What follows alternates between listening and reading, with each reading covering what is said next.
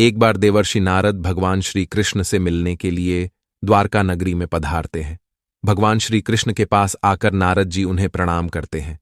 देवर्षि नारद को देखकर भगवान श्री कृष्ण प्रसन्न हो जाते हैं और पूछने लगते हैं, हे देवर्षि, आपका द्वारका में स्वागत है। आज किस प्रयोजन से द्वारका में आने का आपने निर्णय लिया?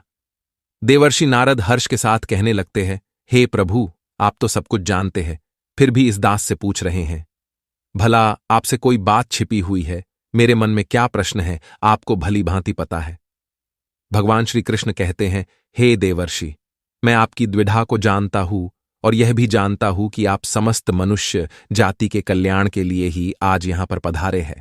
आप निसंकोच होकर पूछे, आपके मन में जो भी प्रश्न हो।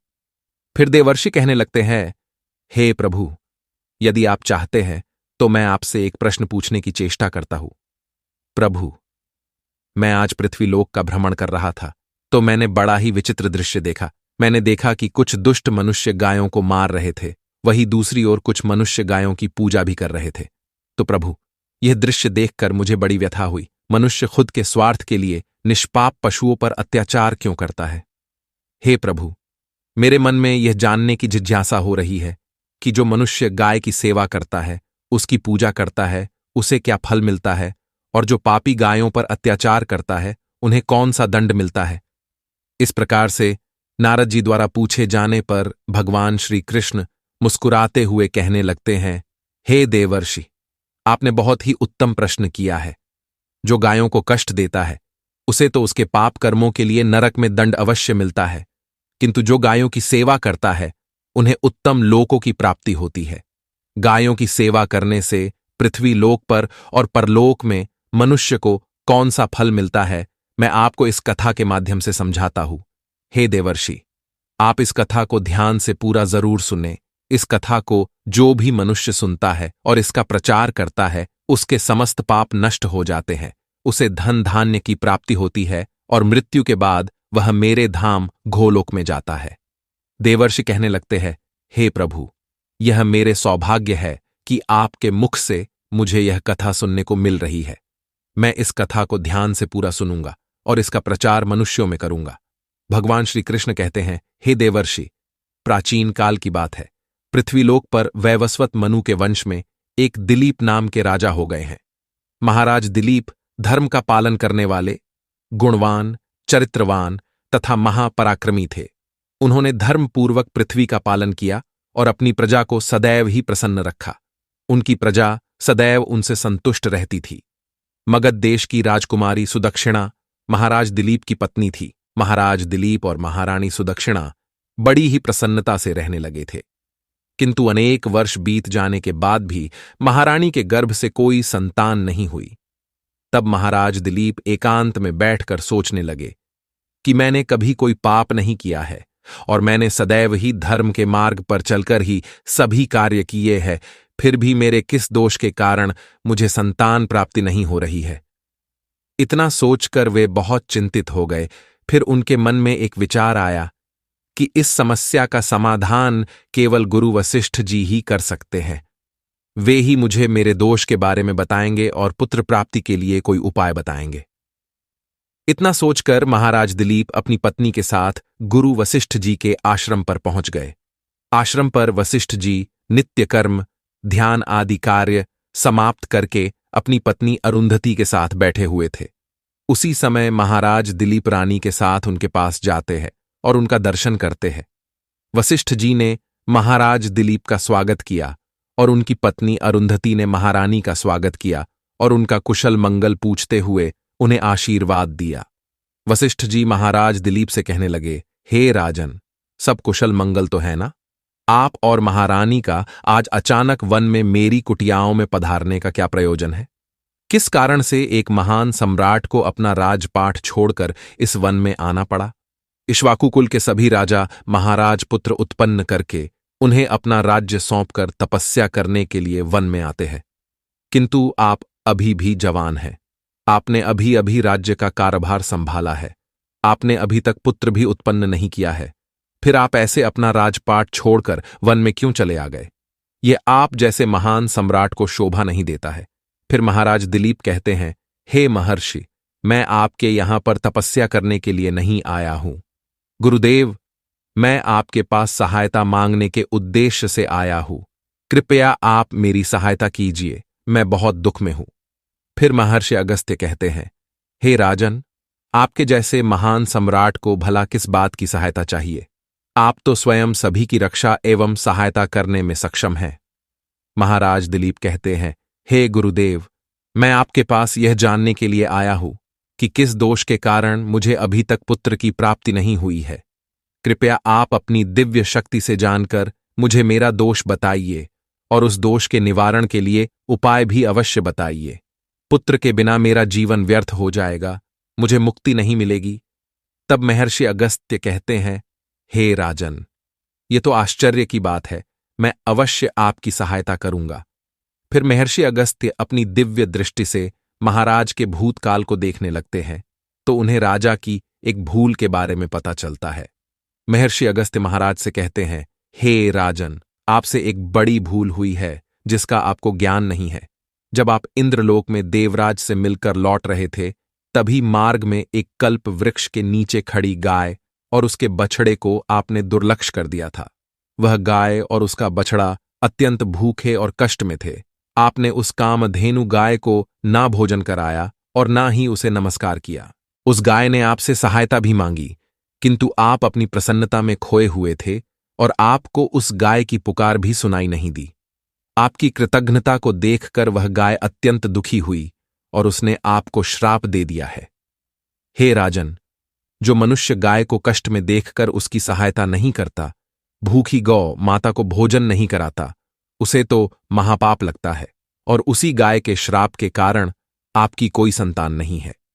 इस प्रकार से महर्षि अगस्त्य ने महाराज दिलीप को उनके दोष के बारे में बता दिया, जिसे सुनकर महाराज बहुत दुखी हुए और पश्चाताप करते हुए कहने लगे, हाय, ये मैंने क्या कर दिया? मुझ पर धिक्कार है। मेरी ही मूर्खता के कारण एक गाय को और उसके कोमल बछड़े को इतना दुख सहन करना पड़ा। मुझे तो अब राजा बने रहने का भी अधिकार नहीं है। महाराज महर्षि अगस्त्य से कहते हैं, हे गुरुदेव, मैं अपनी इस भूल को सुधारना चाहता हूं। कृपया आप ही मुझे कोई उपाय बताइए जिससे मैं इस घोर पाप से मुक्ति पा सकूं। मेरा अपराध क्षमा के योग्य नहीं है, किंतु फिर भी मैं प्रायश्चित करना चाहता हूं। फिर महर्षि अगस्त्य कहने लगते हैं, हे राजन, आप दुखी ना हो, इस दोष से मुक्ति का उपाय अवश्य है। आप मेरे आश्रम की नंदिनी नाम की गाय की सेवा करो। वह उसी कामधेनु गाय की पुत्री है जिसकी आपने सहायता नहीं की थी। अपनी पत्नी के साथ मिलकर तुम उस गाय की सेवा करो, उसकी आराधना करो, वह तुम्हें अवश्य पुत्र प्रदान करेगी। तभी वह नंदिनी गाय बाहर से उस आश्रम में प्रवेश करती है। उस गाय को आता देखकर महर्षि अगस्त्य बोले, हे राजन, देखिए, केवल स्मरण करने मात्र से ही कल्याण करने वाली यह नंदिनी गाय स्वयं चलकर आई है। आप भाग्यशाली हैं, यह गाय निश्चित ही आपके दुख दूर करेगी। आप वन में इस नंदिनी गाय के पीछे पीछे चलकर इसकी सेवा करो, जंगल में रहने वाले हिंस्र पशुओं से इसकी रक्षा करो और आश्रम में लौट आने पर रानी सुदक्षिणा इस गाय की सेवा करे। इससे प्रसन्न होकर यह गाय तुम्हें निश्चित ही पुत्र प्रदान करेगी। फिर महाराज दिलीप ने ऐसा ही करने का वचन दिया और फिर दूसरे दिन सुबह महारानी ने गाय की पूजा की और महाराज उस गाय को चराने के लिए वन में लेकर गए। जब वह गाय चलने लगती तो महाराज उसके पीछे पीछे चलते, इधर उधर से हरी हरी घास लाकर उस गाय को खिलाने लगते। जब वह गाय किसी वृक्ष के नीचे बैठती तो महाराज भी उसके साथ बैठकर विश्राम करते। महाराज उस गाय के शरीर से डांस और मच्छरों को हटाते और अपने हाथों से उसके मस्तक को सहलाते। इस प्रकार से महाराज उस गाय की सेवा में लगे रहे। जब शाम हुई तो महाराज उस गाय के साथ आश्रम में लौट आए। आश्रम में पहुंचते ही उस गाय ने अपने खुरों से महाराज पर धूल उड़ाई, जिससे महाराज का शरीर पवित्र हो गया और उसके सभी पाप नष्ट हो गए। फिर महारानी सुदक्षिणा ने आगे आकर नंदिनी की अगवानी की और विधिपूर्वक उस गाय का पूजन किया तथा बारंबार उसके चरणों में मस्तक झुकाया। फिर उस गाय की प्रदक्षिणा करके हाथ जोड़कर वह उसके आगे खड़ी हो गई। फिर उस गाय ने उस रानी की पूजा को स्वीकार किया और रानी पर अपनी दृष्टि डालकर उसके सभी दोष समाप्त कर दिए। गाय की दृष्टि पड़ते ही रानी अत्यंत पवित्र हो गई। इस प्रकार से महाराज दिलीप को उस नंदिनी गाय की सेवा करते हुए 20 दिन बीत गए। फिर 21वें दिन महाराज जब गाय को लेकर वन चले गए तो वह गाय चरते चरते हिमालय पर्वत पर चली गई और महाराज भी उसके पीछे पीछे चले गए। वहां उस पर्वत पर खड़े होकर महाराज उस हिमालय पर्वत की सुंदरता को निहार रहे थे। इतने में ही एक शेर ने आकर उस नंदिनी गाय को बलपूर्वक दबोच लिया। राजा को उस शेर के आने की आहट तक नहीं हुई। उस शेर के चंगुल में फंसी नंदिनी ने दयनीय स्वर से बड़े जोर से चीत्कार किया, हे महाराज मेरी रक्षा करो, हे महाराज मेरी रक्षा करो। जैसे ही महाराज ने उस गाय की पुकार सुनी तो उन्होंने देखा कि एक भयंकर शेर ने उस गाय को दबोच लिया है और उस गाय की आंखों से आंसुओं की धारा बह रही है, जिसे देखकर महाराज व्यथित हो उठे और उन्होंने तुरंत ही अपना बाण निकाला और धनुष की डोरी पर रखा और उस शेर को मारने के लिए प्रत्यंचा खिंची। उसी समय उस शेर ने महाराज की तरफ देखा। उस शेर की दृष्टि पड़ते ही महाराज का शरीर स्तब्ध हो गया, उनकी शक्ति क्षीण हो गई, उनका सारा बल नष्ट हो गया। अब उनके अंदर उस बाण को छोड़ने की भी शक्ति नहीं रही। फिर वह शेर उस महाराज से बोलने लगा, हे राजन, मेरे ऊपर प्रहार करना तुम्हारे बस की बात नहीं है, क्योंकि भगवान शिव मेरी ही पीठ पर पैर रखकर नंदी पर बैठते हैं। इसीलिए तुम मुझे मारने की चेष्टा मत करो और यहां से लौट जाओ। विधाता ने इस गाय को आज मेरा ग्रास नियुक्त किया है, इसीलिए तुम इसमें दखल मत दो।